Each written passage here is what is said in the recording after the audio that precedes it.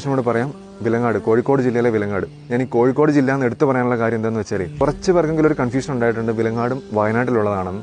അല്ല, വയനാട്ടിലല്ല, കോഴിക്കോട് ജില്ലയിലെ വടകര നാദാപുരത്തിനൊക്കെ അടുത്തുള്ള സ്ഥലമാണ്. അവിടെയും സിറ്റുവേഷൻ അതിഭീകരമാണ് കേട്ടോ. ഈ വയനാടുണ്ടായ അതേ ഭീകരമായ അന്തരീക്ഷം തന്നെയാണ് വിലങ്ങാട് ഉണ്ടായിട്ടുള്ളത്.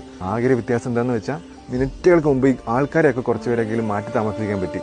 അതുകൊണ്ട് ഒരു 100ഓളം ജീവനുകൾ രക്ഷിക്കാൻ പറ്റി.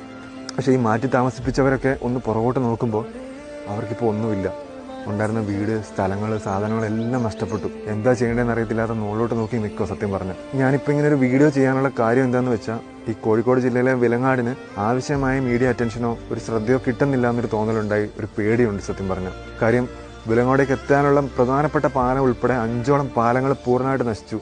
12ഓളം വീടുകൾ പൂർണ്ണമായിട്ട് നശിച്ചിരിക്കുകയാണ്. റോഡുകളില്ല, സ്ഥലങ്ങൾ പോയി, വിലങ്ങാട് ടൗൺ തന്നെ കുറേ പോയി. അപ്പോൾ ഈ സിറ്റുവേഷൻ ഒന്നും ആരും അറിയുന്നില്ലാത്ത പോലൊരു തോന്നൽ.